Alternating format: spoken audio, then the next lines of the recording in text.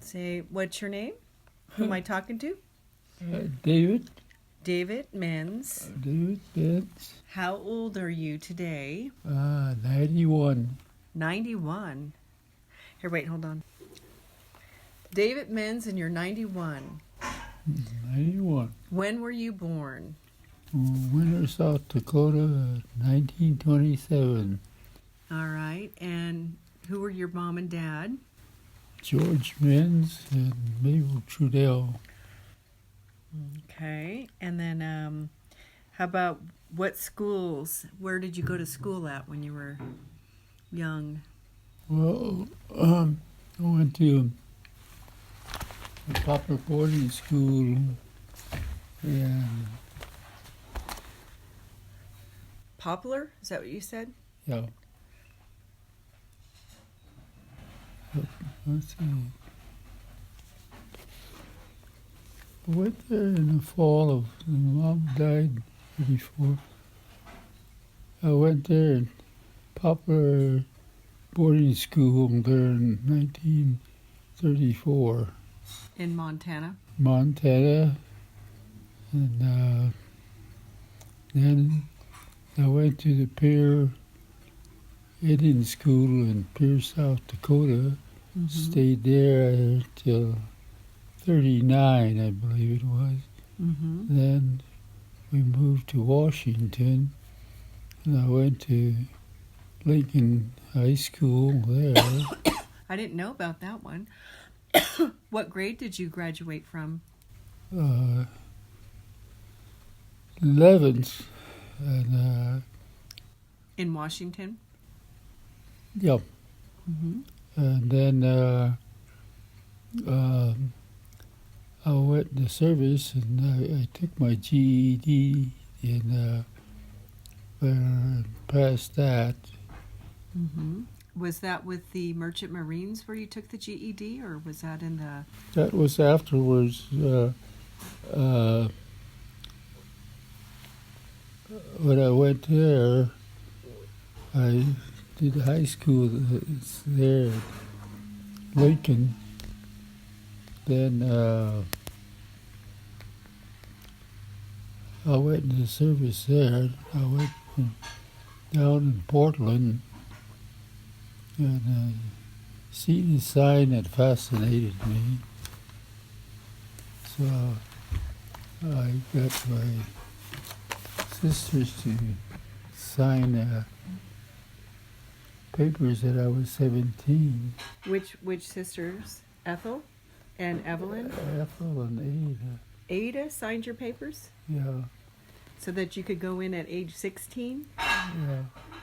But they said I was 17. Mm. And so then I went there, joined the Merchant Marine, and I went to Catalina Island for 6 months of training to get my lifeboat ticket, which is required by 85% of the crew. And when I finished there, I got my first ship out of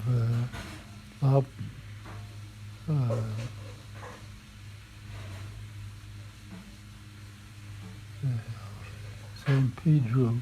Mm-hmm. That's down in Long Beach, San Pedro.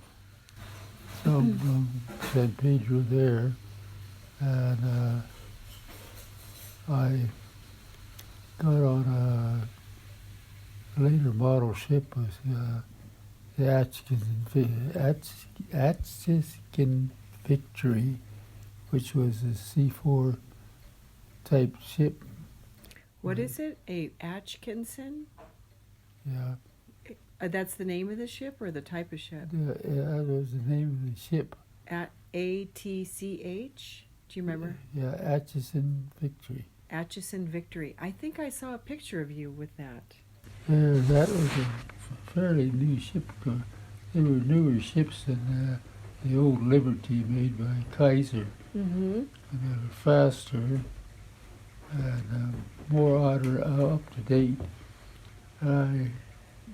We left San Pedro down there, and we went up to Frisco to take on cargo. Well, There I was roughhousing with one of the guys there, and he slammed me up against the wall, and I hit a light fixture that sort of put a bump behind my ear. And so I didn't know what it was, and they allowed me to go up to the hospital there. And when I got up there, they thought I had mumps. Because you had the bump behind your ear? Yeah. So I wanted to know if I'd been around anybody that had mumps, which I hadn't. That's funny. So they said, well, we'll keep you here for observation. So I was eating lemons and pickles and stuff or that could hurt if I had mumps. So they kept me there and put me in a room. Later they brought another guy in there. And before I know it, there was bringing too many in. There was about 4 of us in, so they moved us to a bigger room. We ended up with 6 of them in there, and I was in a bed that was rigged for people that had broken legs or something, and they had a little chain, a bar hanging down. So, being young, I grabbed those bars and was doing pull-ups and all kinds of things with it. Finally, the nurse come in and they took the chain and stuff away, so I wouldn't be doing that. Well, by this time, the clowns that they brought in there did have mumps. Uh-oh. Now, I'm in there with people that did have mumps, and I guess then I finally did catch mumps because I was in there about 2 weeks. Oh my God. Oh, because you got bumped on the head, huh? Yeah. And So how old were you then? 16 years old? no, I was probably getting about 7. I was about 17 then. Yeah. And so So tell me about when you were a kid before your mom died, because you were about, how old when she died? I was 7. What'd you do as a child before your mom died? What kind of, were you going to school then at all? No, I never went to school until I was 7 years old when I first started school, because there was no schools around there. Ada and Delilah went to a country school out at Chelsea, Montana there. Was it just a day school that they went to? Yeah, it was day school. So they came home every night after school? Yeah. Did they walk to school every day? No, they took them in well, in the winter they went in the sled with a team of horses, Wow. and all I did was just stayed home because I was old enough to go to school then. What was the age to go to school back then?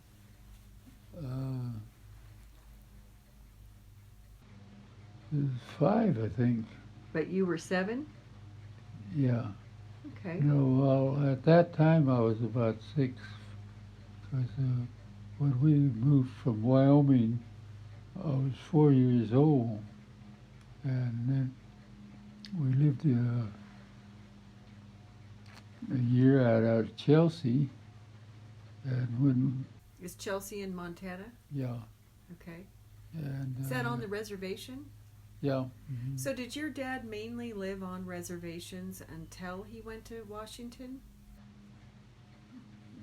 Well, no, and we never lived on reservations before we moved to Montana. Okay. When we moved to Montana, Uncle Andrew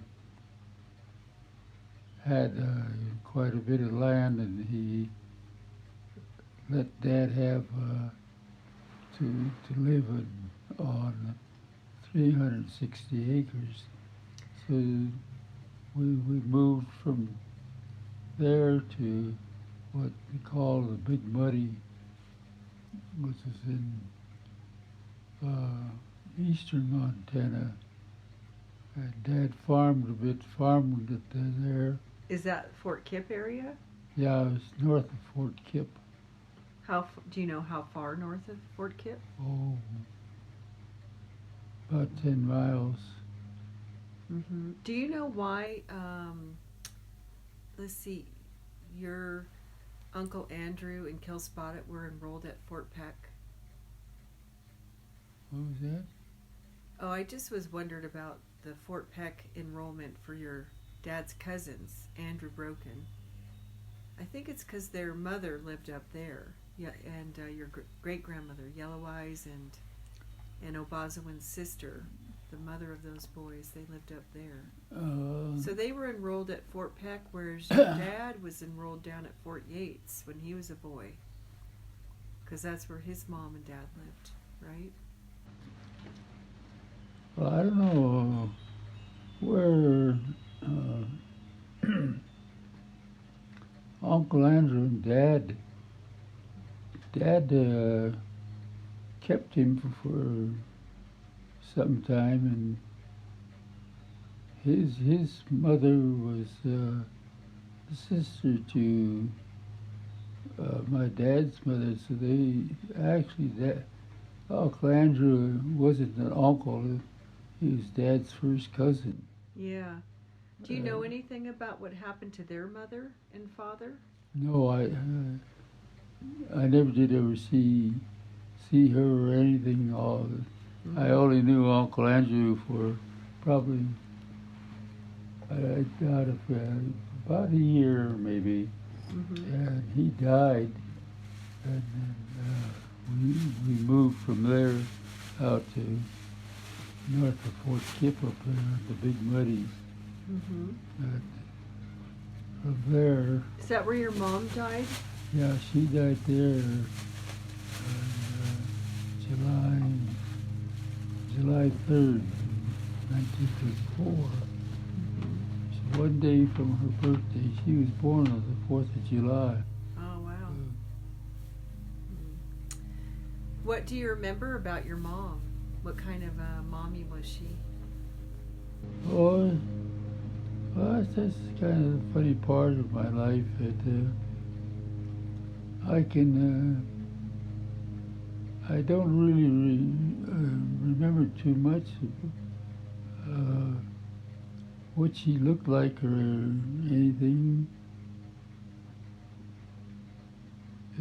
All I know is I can remember about her.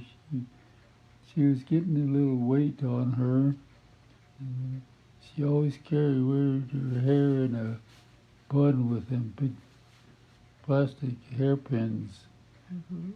But us, something I don't really remember. I don't know why it is that I do not remember all that much about her. Well, you were pretty young. Do you remember anything about things she would cook for you or toys she gave you or made? Well, this was during the Depression and beginning to the end, towards the end of the Great Depression, and money was scarce. Mm-hmm. And Christmas was just like another day because Dad didn't have the money to be buying us presents and stuff. Mm-hmm. And the only toy that I ever had was I got a little red wagon, but that come from a dump. Oh. And we fixed that up, and that was it. Mm-hmm. But no, there was times it was too hard to be wasting money on something like that. Did your dad ever smoke or drink? No, Dad never. he didn't drink either. He made it. He made wine when he was living in Wyoming, because there was nothing but Italians and Greeks. There was only two families that wasn't Greek or Italian. And that was ours and the Morgans. Because the Morgan, he was superintendent of the mines that they had there, or Dad worked at. So. And then, when you were growing up, how many did your dad speak to you in English or other languages too? No, Dad, he could speak German and Indian then, but he never allowed neither one of them to be spoken at home. And if they, when we moved to Montana, it was up, they used to go on a Russian-German settlement. That was, I think, mostly German, because most of them all spoke German. I never did know anybody that spoke Russian. Mm. And Dad, my dad, his dad, or my grandpa, was a full-blooded German, so he spoke German, Mm-hmm. and Dad spoke German and Indian both. Mm-hmm. So, but it wasn't spoken in the house. I can't say why, but unless that's all, the only one we learned to speak English, and that was it. So, Do you remember anything about your mom or dad? Did you meet them? well, I know Dad was a hard worker. Mom, well, was a hard worker too. Everything we had to do, you didn't have all the modern necessities for home life there, so Mm-hmm. everything was, a lot of it was hand-me-downs and whatnot. So, Well, did you ever get to meet your grandpa and grandma from your mom's side, Emily and Levi? no, neither one of them. I never did, and on my dad's side, I never met any of his brothers or his sisters. And on my mom's side, when I went to that boarding school and pier down there, I ran away from there and I met two of Mom's sisters. I met Aunt Alice and Aunt Ada, and that's the only two that I ever met on either my mom or dad's side. Mm-hmm. So I don't really know nothing about them. Do you know anything about your mom's school experience? Do you remember anything about that? Schooling? Yeah.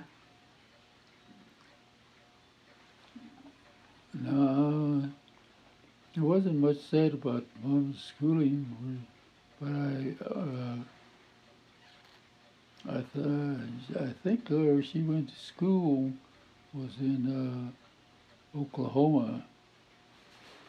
They lived in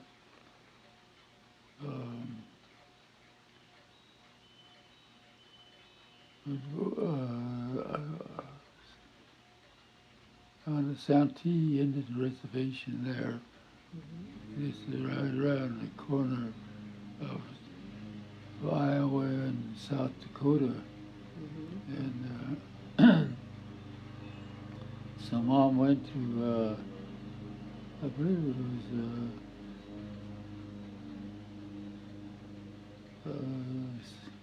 Well, she went to Carlisle that I know of, but she might have went somewhere else too, I'm sure. Maybe.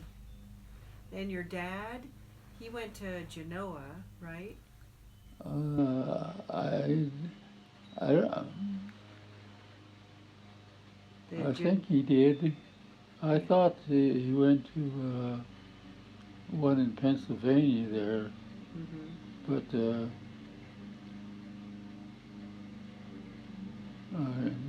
Mom went to, I can't, right at the moment, I can't think of the school, Mm-hmm. but I think that's where her and Dad met up at in Oklahoma there. Mm. Is it Sherlocko? Yeah. That's the only one I know of in Hmm. Oklahoma, but there could be others. I just learned about that one. So they met in school then together. That's how they met each other. Was at school. Yeah. Well, I was there. I don't know when they started there, Mm-hmm. because prior to then, I knew very little of Mom. And, You told me a good story about your dad uh, catching Gale because he was a good athlete, but then you told me another story about your dad's dad and how he had to work hard on the farm. uh, Tied him on a horse. yeah, How do you tie a person on a horse? he's tied his feet and run it, run it around on the belly of the horse. It's just like a cinch on the saddle, Mm-hmm. only it was a rope. So what did he have to do? What was he doing on the horse? He was oh, well, they plowed.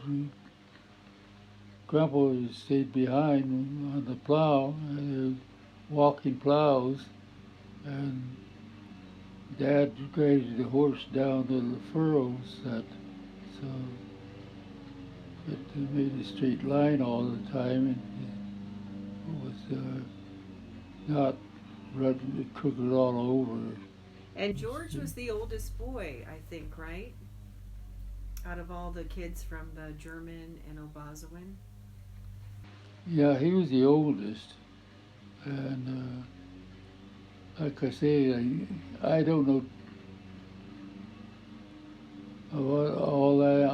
What I do know of them is hearsay, because I never met any of them, Right. so I don't know all that much about them. Just hearsay from my dad and my brothers. Mm-hmm. So it is all new to me. Yeah. And then Well, what are you most proud of in your life? What are your accomplishments that you remember the most that you were happy that you did?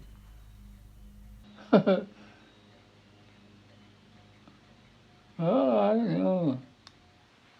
Um, my childhood is mostly with played with well, my sister, because where we always lived, there's nobody else around, and so it's just my sister and I that put up with each other. Ada. Ada, yeah, we. She told me you live like wild Indians. That's what she said to me when I met her. Well, I can't hardly say about that because I don't ever remember living among Indians or anybody until we went to Montana. So what before that was I never seen any Indians then. Didn't even know it was Indian, part Indian or anything about Indians until uh, really even with Uncle Andrew, he was sickly all the time and was in bed. So I didn't know anything about that outside of the fact that he was sick. What he died from, I don't really know. I think what Ada meant when she told me that was that it was just that you got to play on the farm or wherever you lived, without really, being. It wasn't like it was different than boarding school when you got to be on the farm. So when she said that, she said, that was Well, that's what she said. there was nobody else where when we moved to Montana. Mm-hmm. Uncle Andrew never had any kids that was alive, so it was just her and I. It was always with her and I. Wherever we moved, well, it seemed like there was nobody around that had kids, so it was just mostly her and I. My other sister, she was sickly, so we never played with her too much. Yeah, Marcella, Delilah. Delilah. Oh, so I don't know. I never had too many playmates until I was started school. Mm-hmm. Then, then that's when I got associated with other kids. Mm-hmm. But up until then, it was just her. Usually, always just her or else. Mm-hmm. I played with myself. We didn't have toys, Mm-hmm. so I had little bones from different animals, and I played with them. Some of them. There was a wagon, and the other bones was horses. And that was my toys. This was bones. Mm-hmm. What'd you First, do with bones? hmm, What did you do with bones? They were. I made some of the little horses and some little wagons, and You carved? Did you carve on the bones or? no, there's from just bones that we found. Mm-hmm. But it's from different animals. I don't have no idea where the bones were from Mm-hmm. a dog or what. But they was just bones that we played with. That's all we had to play with. Yeah. So you grew up not knowing you were Indian. You were just a person.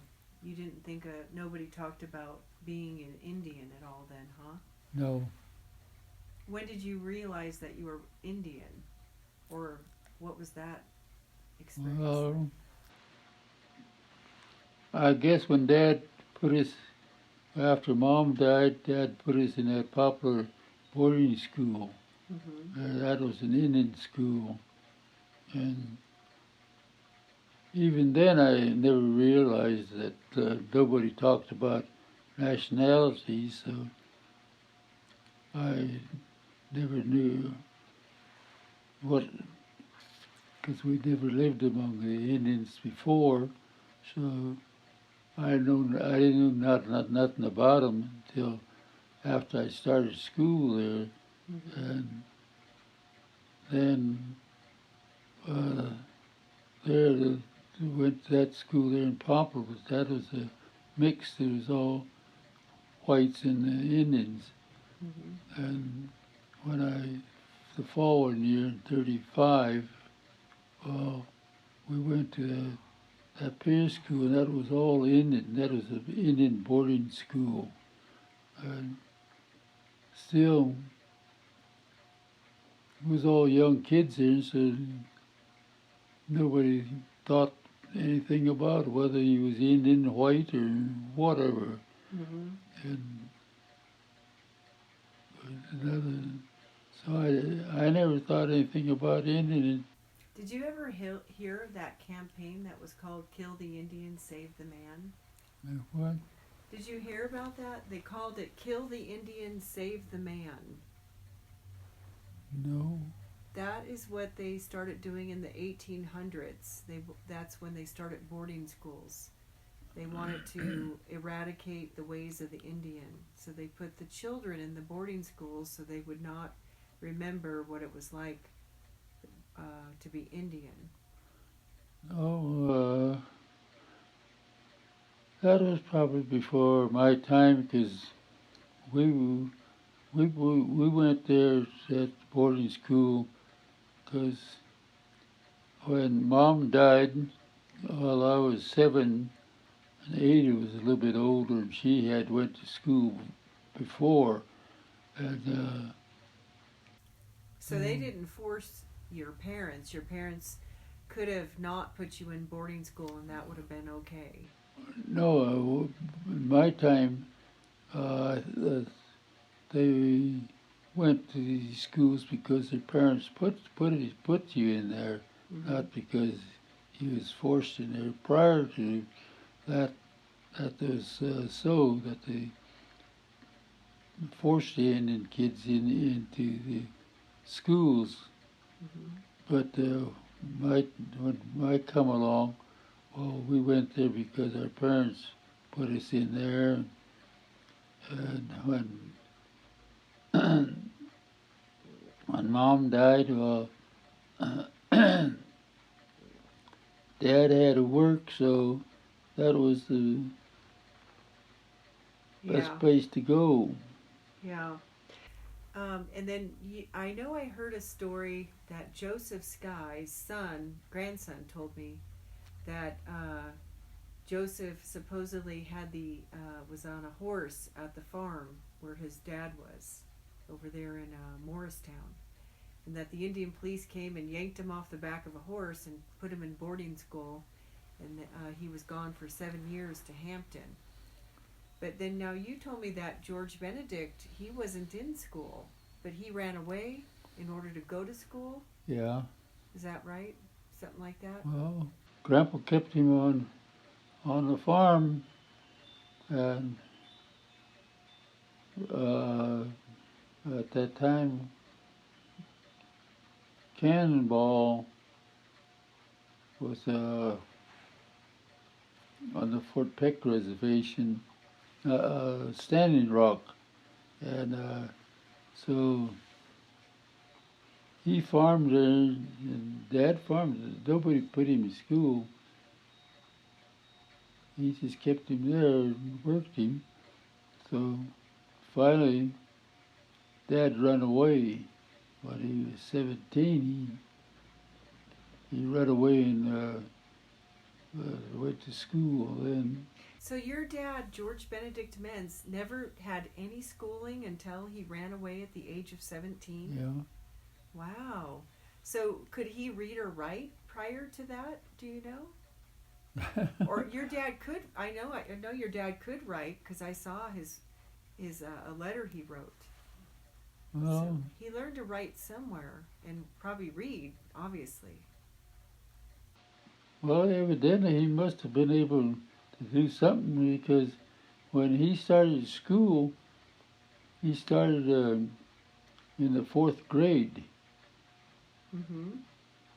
So he must have knew something how to do I wonder read if his and write. dad, And write. maybe his dad taught him something. Well, I suppose. Mm-hmm. I don't know about Grandma. I don't know hardly much about either one of them. It's just Mm-hmm. what Dad told me, told us about Grandpa, and that wasn't very much. Yeah, he did. He talk about his mom or dad very much. No, uh, mostly what I know of him was through my brothers knew Mm. uh, Grandpa, but I didn't. They were gone when I come along, so That's I true. didn't know anything about either one of them. George, the German grandpa, died, I think, in 1924, and you were born in 1929? 27. 27, so he Yeah. had been dead 3 years when you were born. Yeah. All I know is he left with he met a white woman there, and he left there and he went to California. That's the last any of us ever knew anything of him, what he did out there or where he died. Mm-hmm. We didn't know because nobody kept in contact with him. Mm. So, But you know, when Annie Menz and Ed Hodgkinson, they moved out there, I have some newspaper articles. I still have to share those with you. But his daughter Annie and her husband moved to Santa Cruz to help take care of him, like in November of 1923, and then he died 2 months later, in January of 1924. And then that couple, Annie and Ed, moved back to Fort Yates, where they eventually died. But so I did see there was a will that include at least the German father included all of his children with whatever he had. So I think they all got something, a little bit of something, after he died. But that was still all before the time you were born. yeah. I've got some newspaper articles I'll have to share with you. I really know nothing about my. Did you learn how to ride a horse? Oh yeah. Did you ride with a saddle or no saddle or? Well, I first started out with a saddle, and then it was a borrowed saddle. We never had one. Dad had an old army saddle there, but it was pretty well broken up, so Mm-hmm. we never used it. My brothers all rode saddle. I started. I don't know about what they started, but I started just riding with the saddle. And then one time I got caught in a rainstorm, so I got on the horse, and that's when I learned to ride bareback. And after that, that's all I ever rode was bareback. You must have been really little to climb up on a horse. Um, I remember we always just led him up to something where we could climb up on it and then get up on the horse. Like standing on a step stool or a stump or something. Anything. Anything. Just to get up Yeah. on the horse. And your dad used to be worked with leather, right? Yeah. Do you remember things he made out of things he made? When Dad went to school, that's what his trade. He took up shoe and harness maker, and he made what harnesses. He had most of them was just the collar and the hames, but it wasn't until later that he made the full harness, what they called it, a half harness, and that was just a collar and some of it with the tugs to hook up on the equipment. And that was a lot of his harness, but Dad could make saddles. He did make some saddles, and they made them real strong. People that seen them and got them was well satisfied with them because he made them a little bit different than the average saddle. Mm. He put a long rod between the front of the saddle so that it wouldn't split out. But he was really good at braiding. Dad could brand. Oh, I think he made something that he braided with 32 strands. He cut his own. He'd get a hide and scrape it down, And, Did he make his own hides out of the cattle he had? well, all our saddles and everything was made from cowhides That he butchered, maybe? yeah. Wow. So, Did you participate in that butchering of the animals? And did you know how to stretch out the leather and tan it and all that? oh, or- yeah. You did? Yeah, Dad he cut take a hide, and he soaked it, and then he'd cut it in little fine strips, and made bridles and whatnot out of that. He made riding quirts.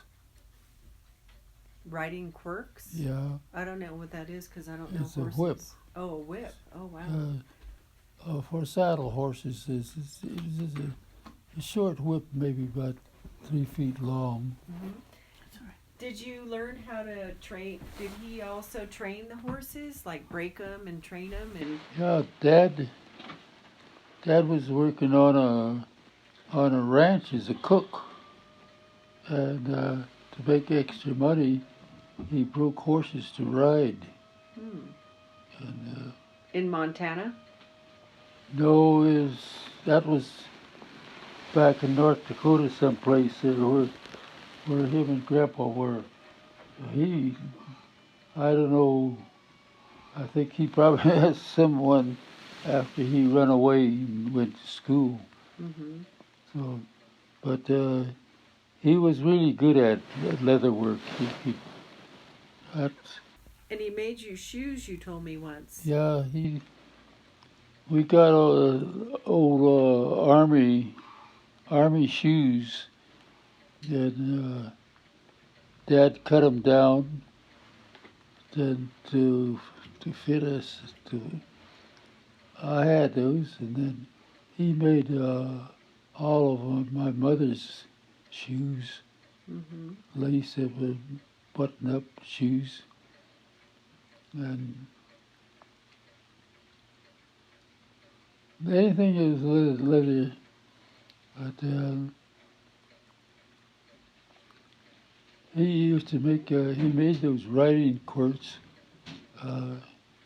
He went in working for a guy later years. He's working for in a shoe shop, and I don't know, for some reason he braided a quirt, and there was a girl come in to the shop and seen that quirt, and she wanted it. So they sold it to her, and other people seen it. Then Dad was probably making more quirts than he was working on shoes. Mm. Did he ever have a shoe shop? Uh, I don't, not in my lifetime. Unless he had one before, I wouldn't know about that. Mm-hmm. But my brother was a policeman, and Dad made him a sap and put a bolt in the handle and a spring in there so it would flop back and forth. And when my brother took that with him, and other cops seen it, they liked it, so Dad started making quirts. Mm-hmm. And if it was something to be made with leather, he could do it. Mm-hmm. He was good at it. Did you ever have a bicycle when you were a kid? Not, well, I must have been, I guess I was about 14 before I ever rode a bicycle. Mm-hmm. And damn bike, I should have never got it because I had to ride it. I rode it 7 miles to work. Mm. On a Uh, dirt road? I was working in Washington. That's after I got in Washington. So I was working in the pea fields there, and that's the only my transportation was a bicycle that I got. Finally got a bicycle, and that's what I rode to work. Worked 12 hours a day. What was your work? Hmm? What kind of job did you have? I was working in the pea fields. In a pea field, like sweet peas? Just regular peas. They thrashed them out. Black-eyed peas, sweet peas, It's just green peas. green So peas. I don't know what kind of peas they were. And you were just 14, Yeah, riding 7 miles a day, yeah, working 12 hours a day yep, in Washington State? yeah, And you were living at home with your dad? yeah. And who was he married to then? He was married Was to his stepmother, Mitchell. Oh, she lived in Lisbon. Washington too then, Yeah. huh? Okay. Yeah, we moved out there, and I thought it was 39, but it was the latter part of 39, early 40, somewhere in there. I went to school out there. In the summer I worked, all kinds of jobs. At that time, Did you get to spend any of your own money or did you have to help support the family? well, I did that for a long time.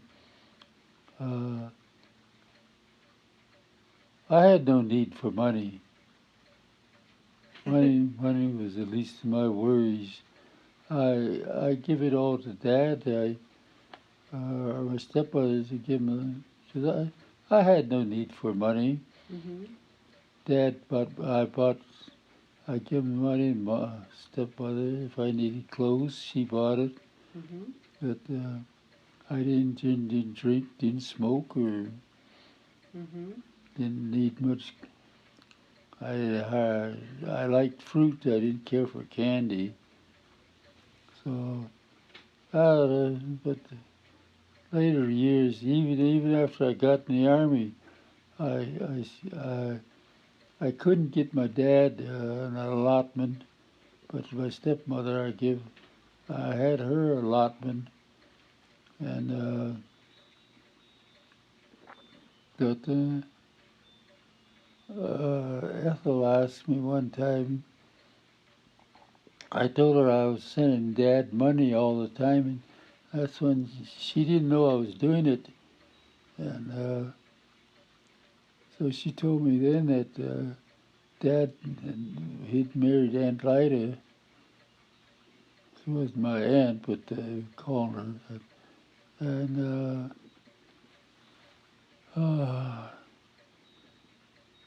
that I told her, I said, well,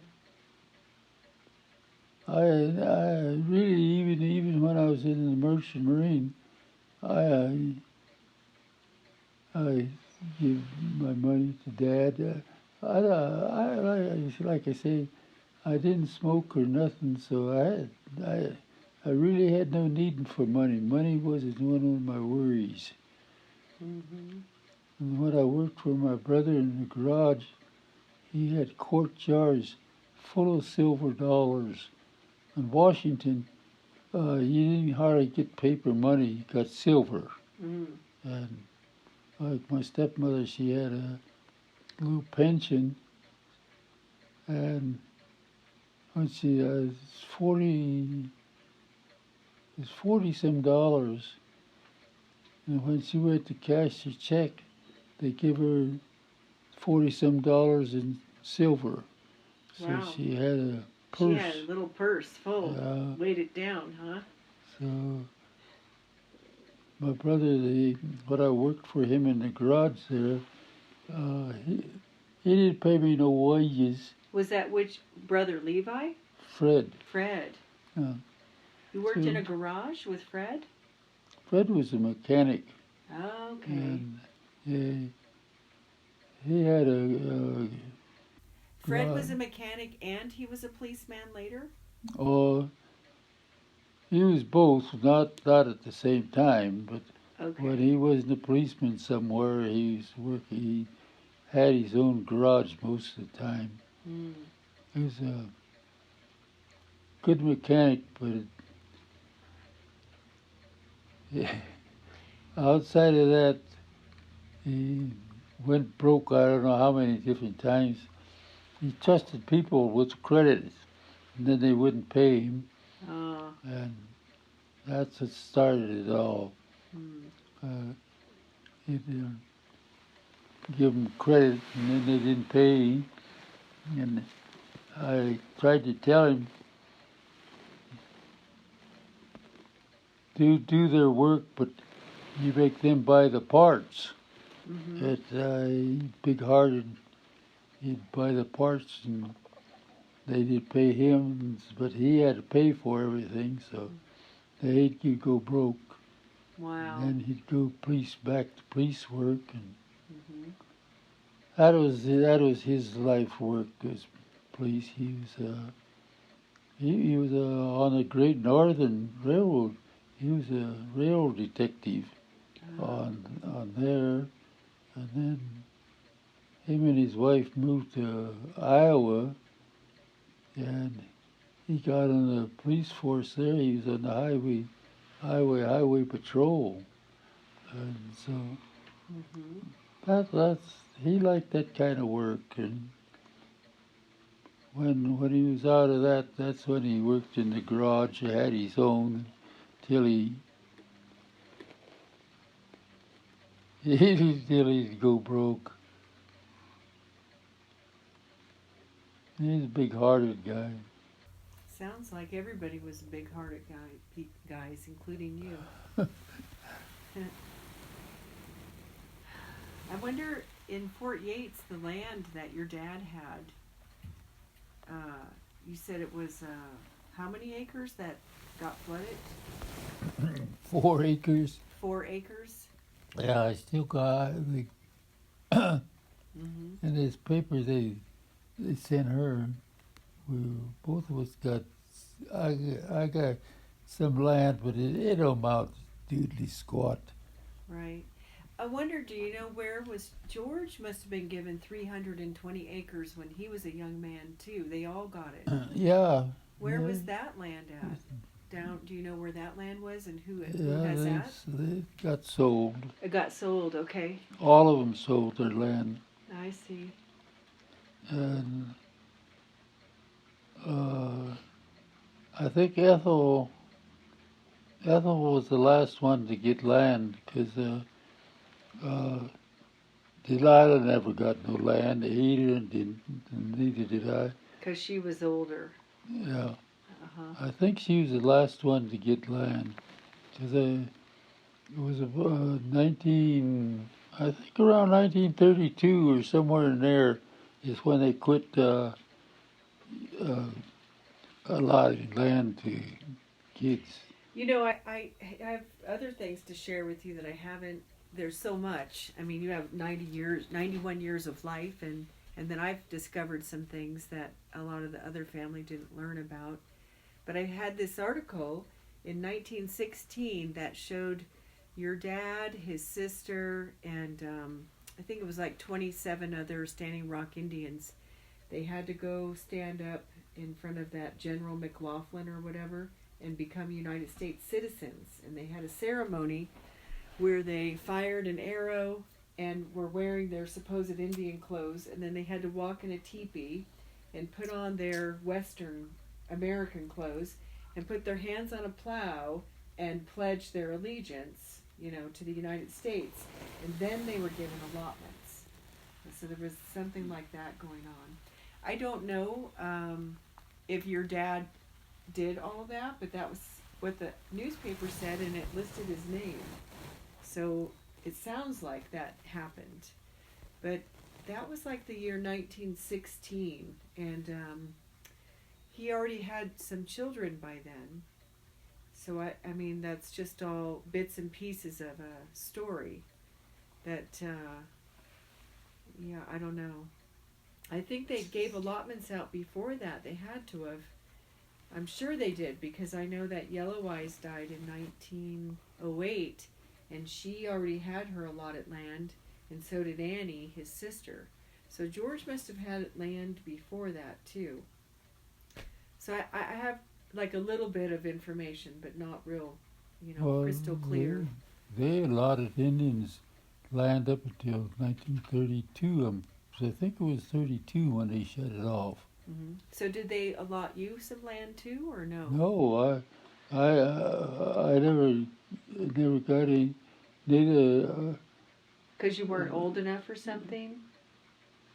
No, they just quit. I don't know. I heard it was around 1932, but it must have been before that Mm-hmm. because I think Ethel was the last one in our family to get land. Yeah. And Now, did they write you a letter and tell you they were going to build the dam and flood your land? Did they tell no, you about it or anything? nothing. How'd you find out that it went underwater and all that? Oh, that was a big thing as government dam. Mm-hmm. That there wasn't until I think it was back in the 40s of 40s or 50s When they built the dam? when they built that dam. Yeah. Were you away on service and maybe that's why you didn't get to hear about it until after the fact, or? No,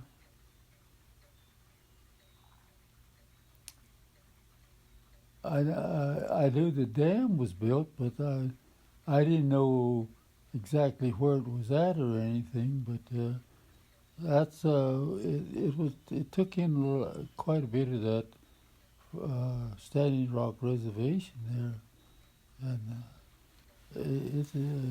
it's a big dam. It's like the Fort Peck Dam, but it's on the Missouri River there too. Mm-hmm. So, what it was is that they give all the Indians in down there. They wanted to give them some timberland. The only timberland they had around there was along the river.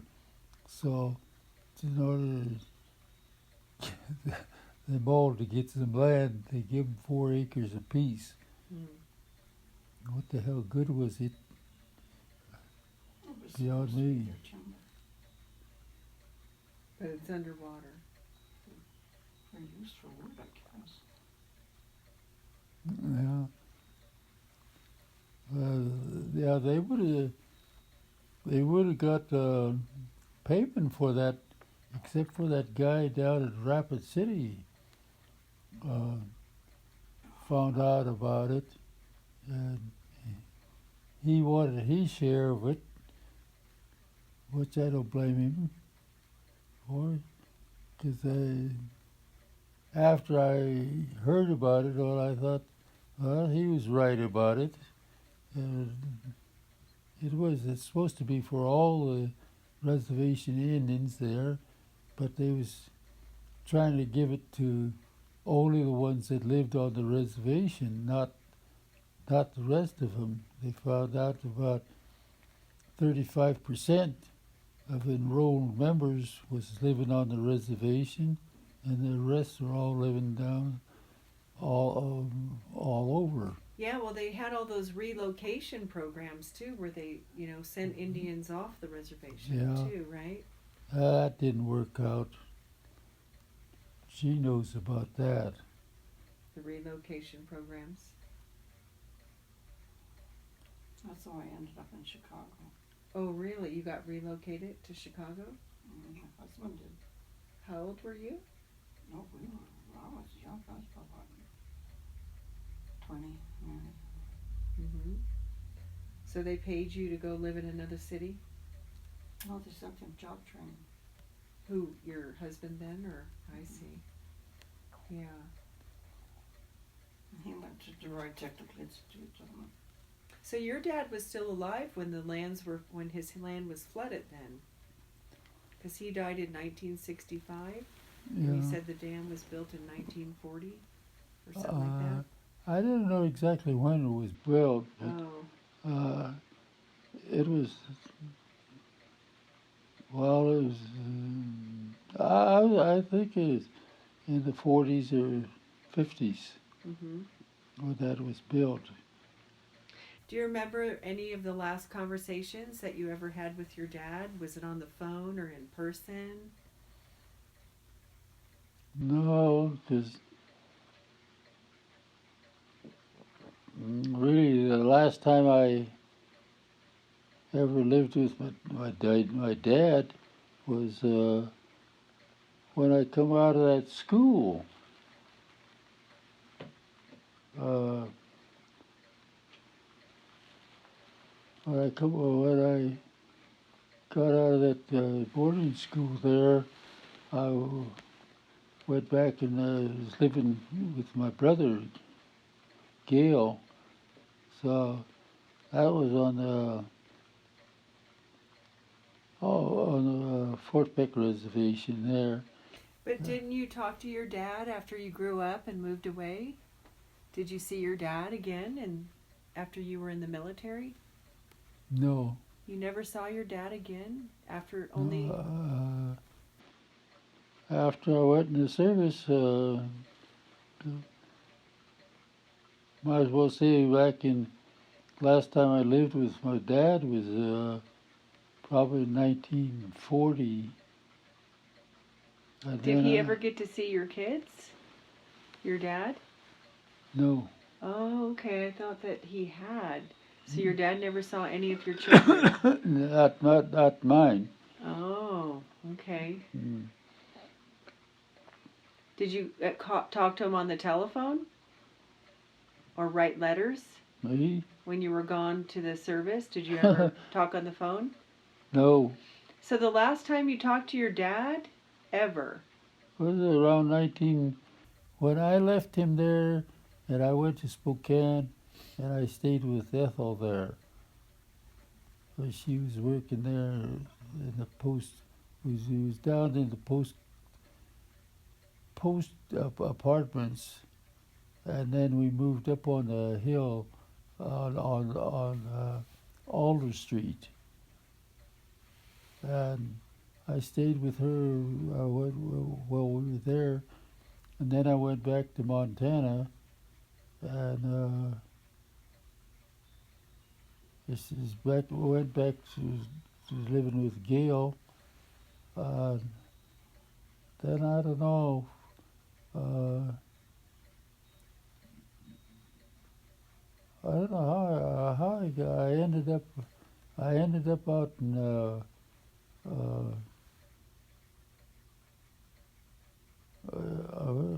I got down there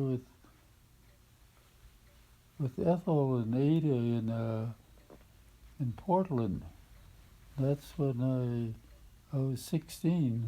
That's when I went in the Merchant Marine, and So he was only about 14 or 15 the last time you ever saw or spoke to your dad. yeah, Wow, huh? well,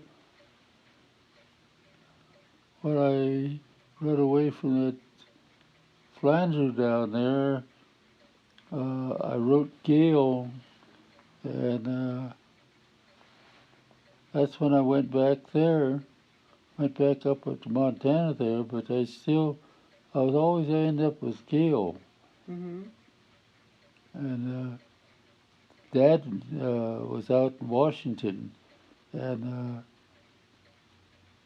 I don't know how I got it back out. I went back out there, and then I ended up with Ethel and Ada down in Portland, Mm-hmm. and then after that, well, I never seen.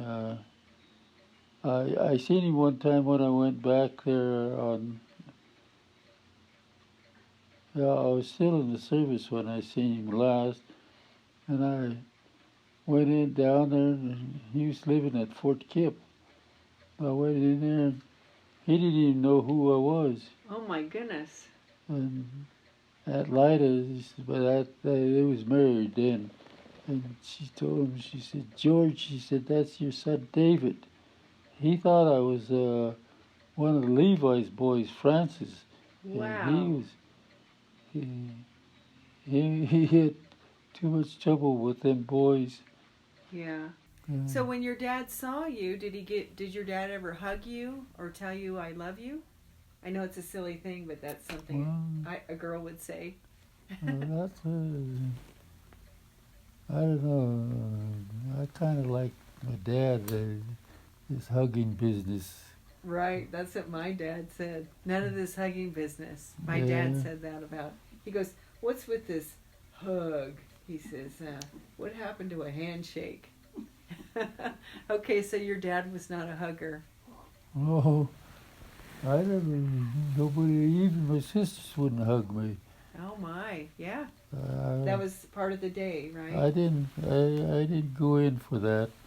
It wasn't, even was after I met her, her kids would hug me. Yeah. That's when he learned to hug. But you're a hugger now, I know, because you gave me a good hug when I first met you. Well, That's when I he learned to kind of hug. got out of it a bit. I'm still not too much in that. So who are all your children? Tell me about, you take a sip of your coffee. They're all out in Washington. So tell me the names of all your children Oh, in order. The oldest one. first one was Lucretia. That's the Mhm. one that was missing, never found. Right. Her, and then while I was in the service in England, Lorraine was born in England. Mhm. Dale was born in England. Yeah. Then I was at Sherman, Texas, at Perrin Air Force Base when Lucretia, no,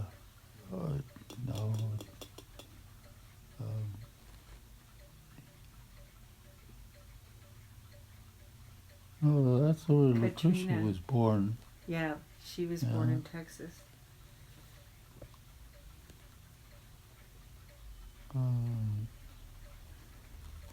And then where's Katrina it? born? Katrina, yeah. Yeah. Yeah, Katrina. She was born at Tacoma. Okay. At Fort Lewis there. Mhm. No, that's it then. And And her and I, we got Dory.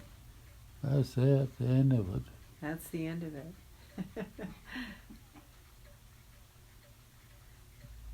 Well, anything else that you would want him to share that you can think of?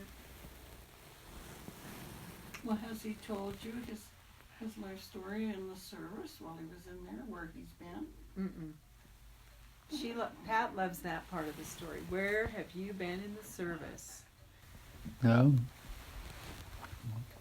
Well, we first met in, let's see, I went back in the Army. I got out of the Air Force, and I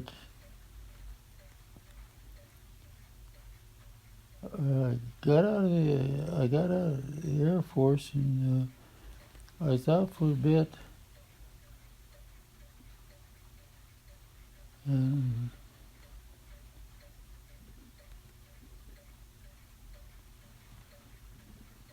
then I met her in '62. First time I met her was in '62. I was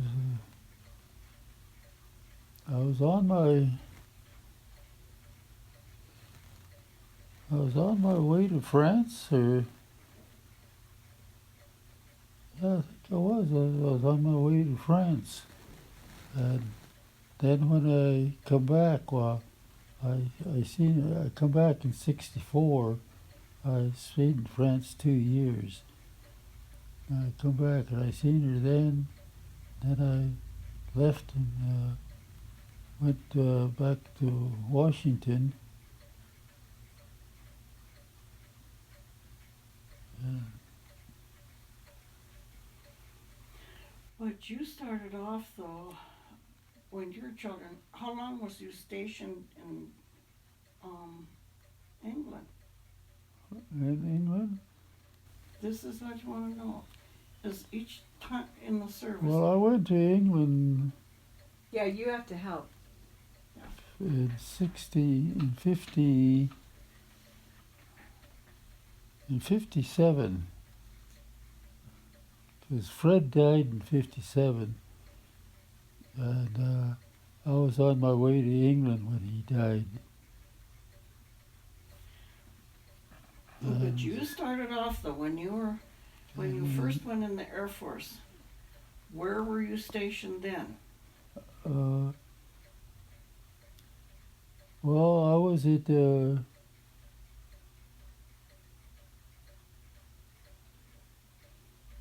big, no. Yeah, I was at the What country were you in? Do you know? Because he spent 18 years out of 23 overseas. This is what I'm trying to get him to remember. Okay. So 18 years out of 23, you can share, because then you help jog his memory. Okay, when you first went in the service, where were you stationed overseas?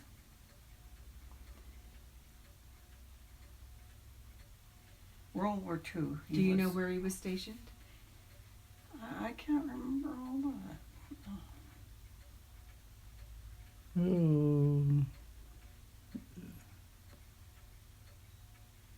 I was in Japan because I went over there and He told us about the Japan story. So how many years was he gone? From what? You said 17 years he was overseas? No. How many? Out of 14. 23 years in the service, he served 18 overseas. 18 No. overseas. So were Yeah. the kids all growing up then? Well, this is when he Mhm. first started all the way to Oh, because he was in for a while before he met. before we met. Before, yeah. Okay, your first overseas was to Japan. yeah, That was during World War II, right? yeah. Did you ever have to go into any kind of live combat when you were in the military? Not then. Not until I went to Vietnam. What'd you do in Vietnam? Or Mm. should I even ask? I was in I was with the 4th Infantry Division. No, the 10th Armored Cav was attached to the 4th Infantry. That's what I was in. It was a reconnaissance scout outfit. So what does that mean when you were a reconnaissance scout outfit? What'd you do? Well, we went ahead of the rest of them to check everything out, what the lay of the land and everything was, and if we encountered any enemy or knew of them or whatnot. We wasn't supposed to engage them, just find out all the information on them. Don't engage them because we wasn't a big outfit. Mm-hmm. We couldn't really did any fighting with them, but we did some fighting. But the Viet Cong over there, they kind of left the armored outfits alone because they packed too much firepower, and so they kind of left alone unless you run into them someplace. So then the fight would start. But they tried to shy away from armored outfits because they couldn't do too much to get him. Mm-hmm. So See that picture up there and him in the tank? Yeah.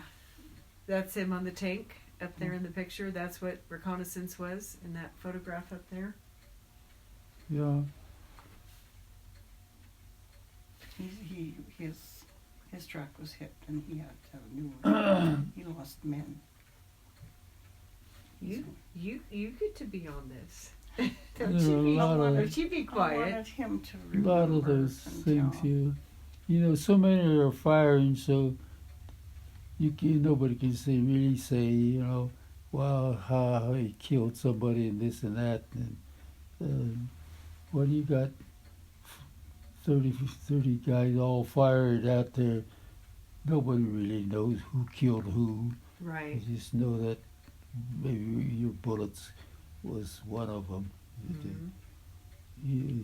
It's hard to say. Unless there is incidents where guys did kill, you know, but the majority of the time, it's they're all fired in there, and so it's hard to say who did what, Mm-hmm.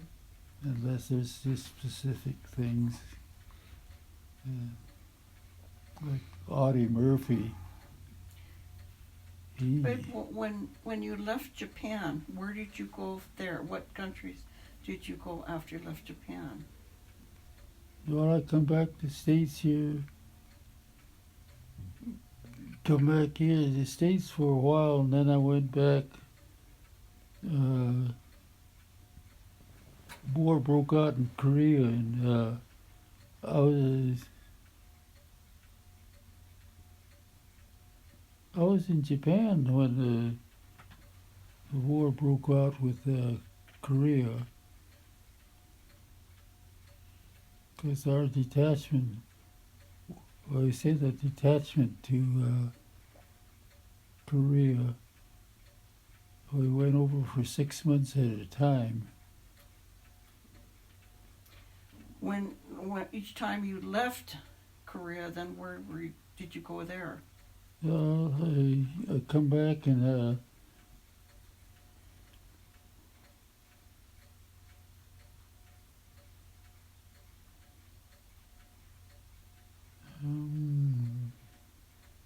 Did you go to the Philippines then? no, that's was in the Philippines when I was in the merchants. How many years did you serve in the merchants?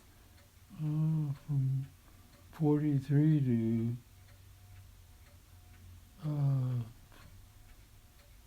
latter part of 45. Okay. Then I joined the Army Air Corps. So I more or less got on the tail end of the Second World War. What made you leave the Merchant Marine and join the Army?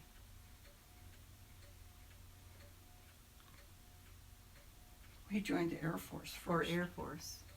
Then he went to the Army. He retired out in the Army. What the hell was I doing? Oh, I come back on. I took shore leave. At 45, so it was early 40, latter part of 45, 46. I went. They still hadn't signed peace yet. Surrendered. Well, they had surrendered, but they hadn't declared the war over with. But I come in just when they were before they signed peace treaties. Did you get, what do they call it, drafted? No, he never was. So you signed up willingly? You wanted to leave the ocean and go into the military? No, No, you have always enlisted. You never were drafted. no.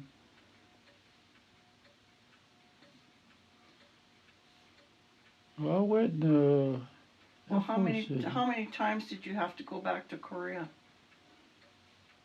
I went there in '51. 50 when they invaded North invaded them in '50, and I was in Japan at that time,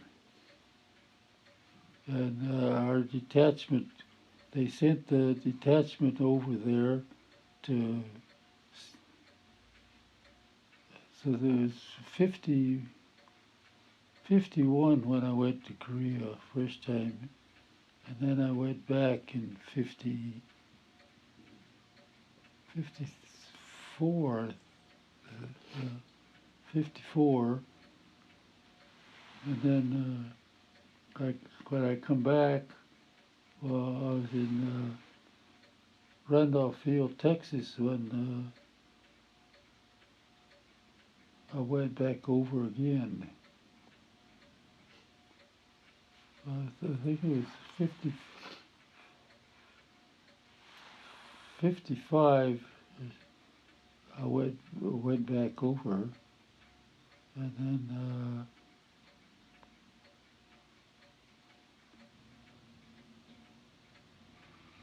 What years were you in France?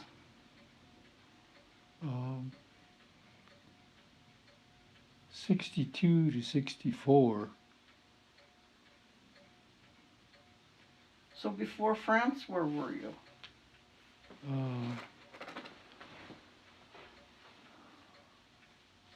I was in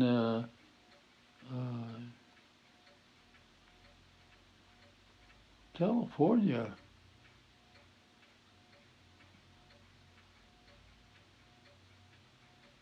I went from California to France. That was because I joined I went back, joined the army in '62,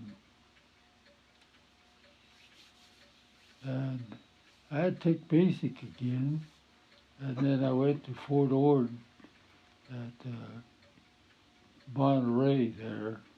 So was that right when you came back from England and you had Lorraine and Dale? Because they were Yeah. born in Yeah. late 50s, early 60s. And so that's when you joined the army? Yeah.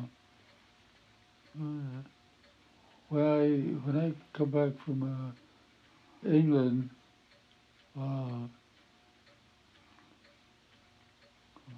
62, I got out of the Air Force. Yeah, 62. I got out of the Air Force and went went back to the Army. 64.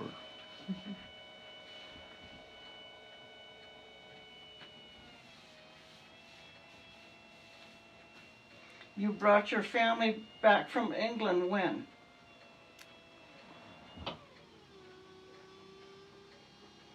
We've been going for over an hour. I think We got to give this guy a break.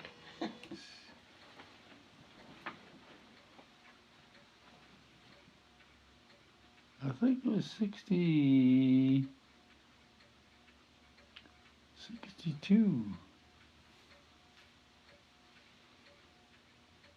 So your I son went over there.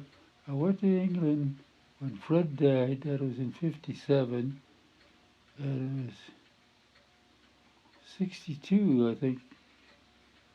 Best I can think of that I come back from England. And I got out and I went I got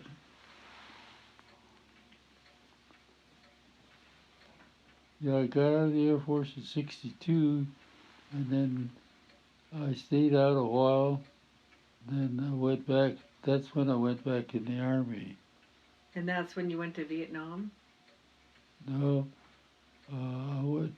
we went to Vietnam in 65 or 66.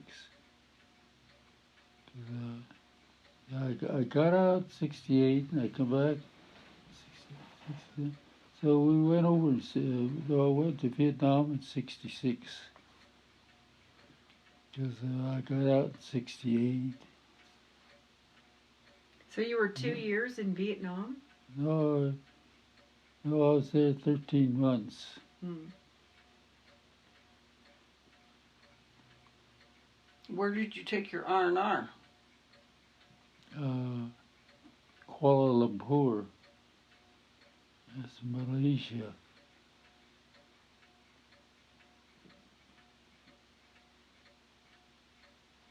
I know 62 and 64. Where the hell was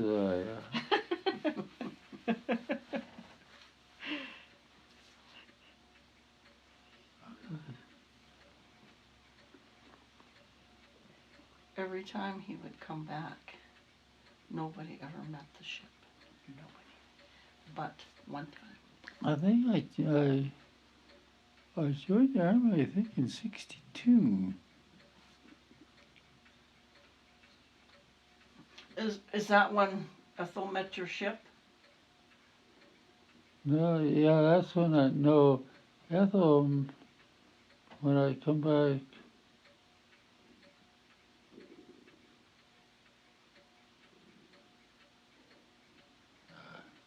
I think it was. What is it?